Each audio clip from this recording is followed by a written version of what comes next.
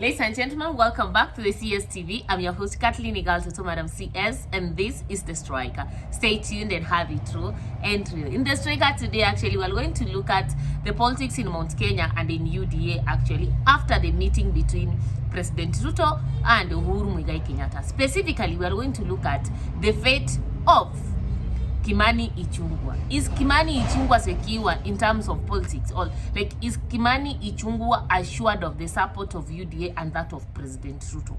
Now, I'm asking all this because, you know, yesterday Kimani Ichungwah was trending.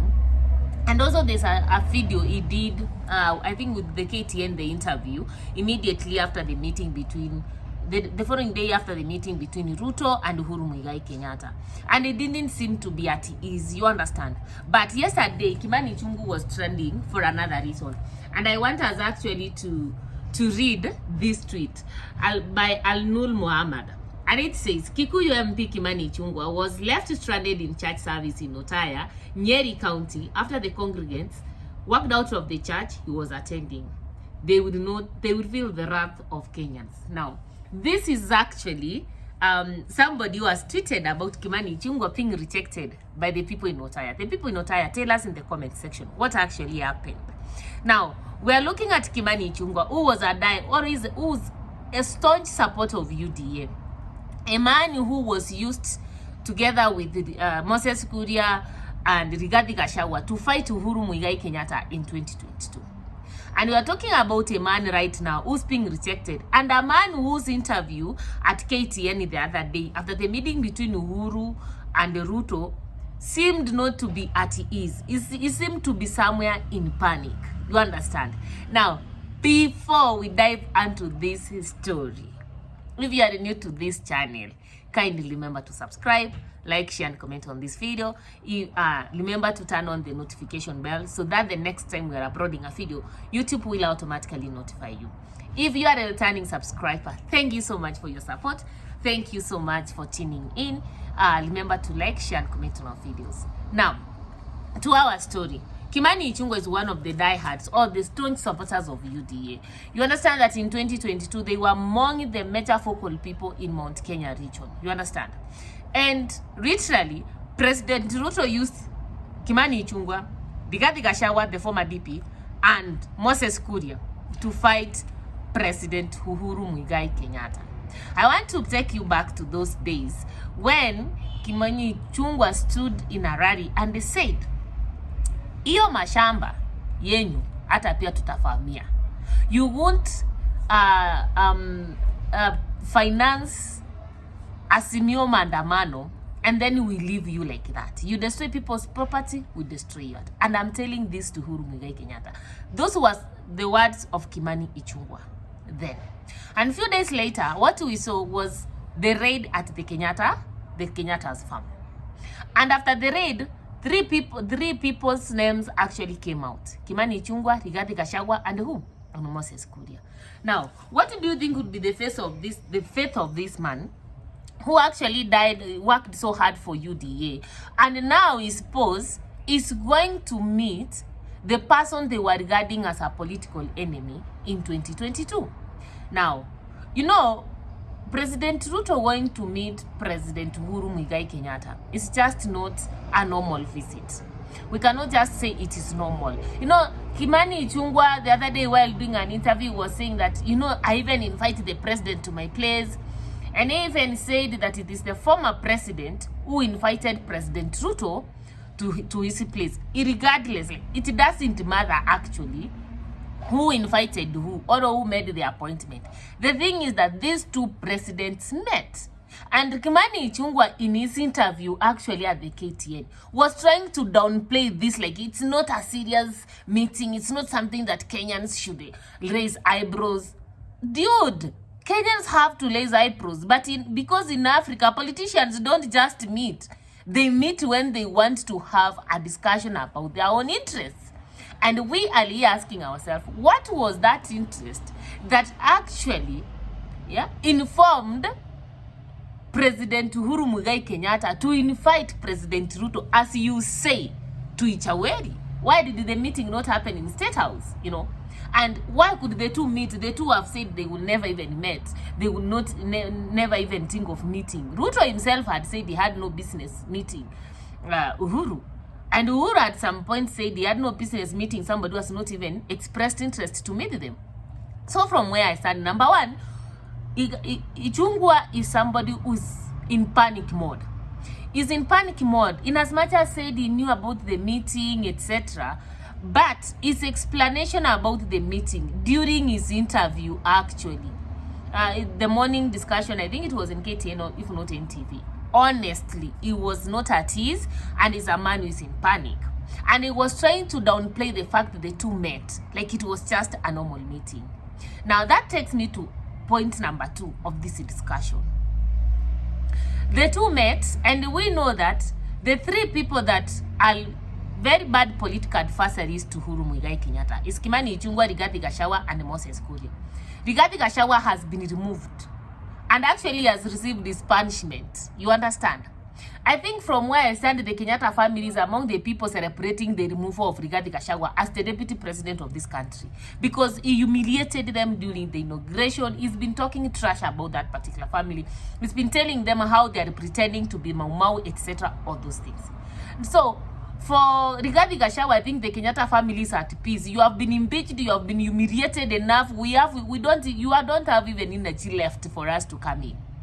But as for Kimani Ichungwah, I'm meant to understand, if there was any deal between Uhuru Muigai Kenyatta and the Ruto for possible working together in the future, that deal has to do with remove the following people from your camp. These people have to be done away with: Kimani Ichungwah and Moses Kuria.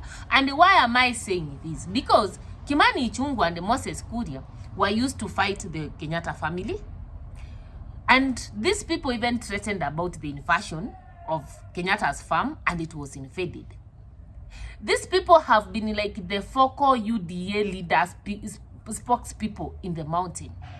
They were at the center actually of, engineering the collapse of Jubilee Party. They didn't want Jubilee Party to remain to Uhuru Muigai Kenyatta until Uhuru Muigai Kenyatta had to stand firm. You understand? So from where I stand, honestly, Kimani Ichungwah's goose is cooked, if at all. Ruto and Uhuru Muigai Kenyatta have to work together again. Kimani Ichungwah has to be done away with. And you remember when he was asked about there's a possibility that there is CS positions coming up, the CS interior is vacant and it's supposed to be filled up. And then he said that I'm not interested about that, with that position when I entered into this government, or I wanted to be the majority leader, so that one does not concern me. The truth of the matter is, Kimani Ichungwah knows that the moment he takes a CS position, his political career is not secure. Why? We saw the likes of Moses Kuria, the likes of Aisha Chumwa. They were given a CS position.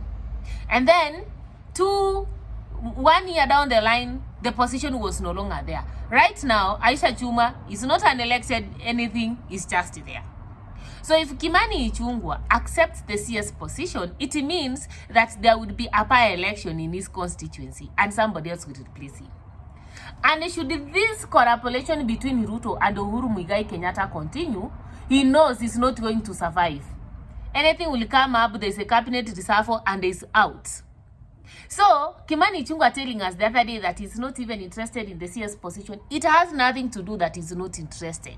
Truth be told, if he was to choose between being an MP and the CS, he could go for the CS. But the problem he has right now is that he's not assured of his political security going forward now that Ruto and Uhuru Muigai Kenyatta are coming together.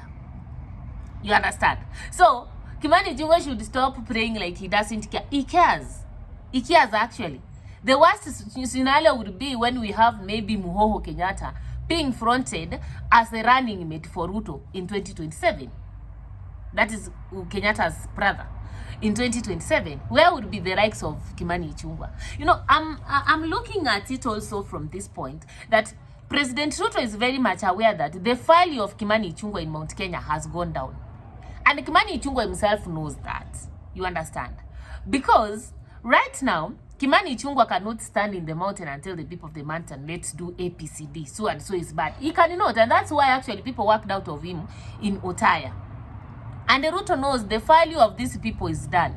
He needed them to kill somebody politically last time. He needed them to defeat Ipaba and the Uhuru Kenyatta in 2022.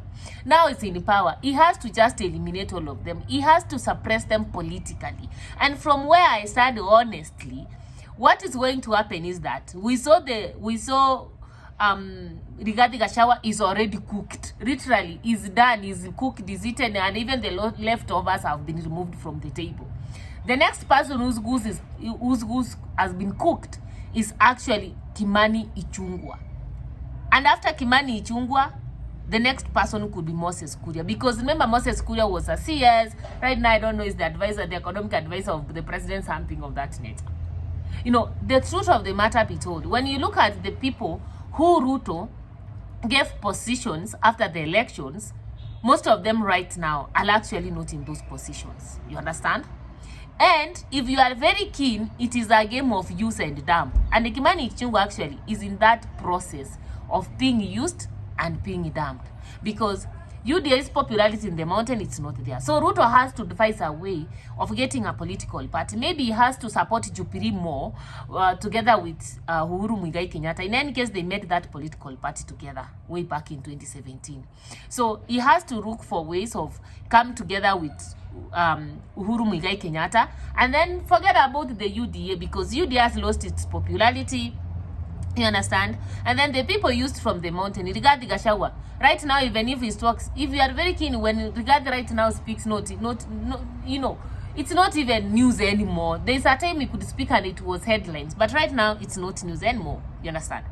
Kimani Ichungwah, the same thing. So from where I stand, honestly, Kimani Ichungwah is a man whose political career and the political victory going forward is not guaranteed. His relationship with the UDA is just on, you know, a fairly shaky bridge. And from where I stand, if Ruto is going to work with Uhuru Kenyatta, Kimani Ichungwah has to get out of the way. Number one, because he's no longer variable. Number two, UDA has lost its popularity. Number three, Kimani Ichungwah, Uhuru cannot want to work with somebody who promised in fashion of his farm and innovation happened. So those are my opinions actually. What are the opinions? Let me see them in the comment section below. See you next time. Kindly remember to subscribe, like, share, and comment on this video. Bye-bye.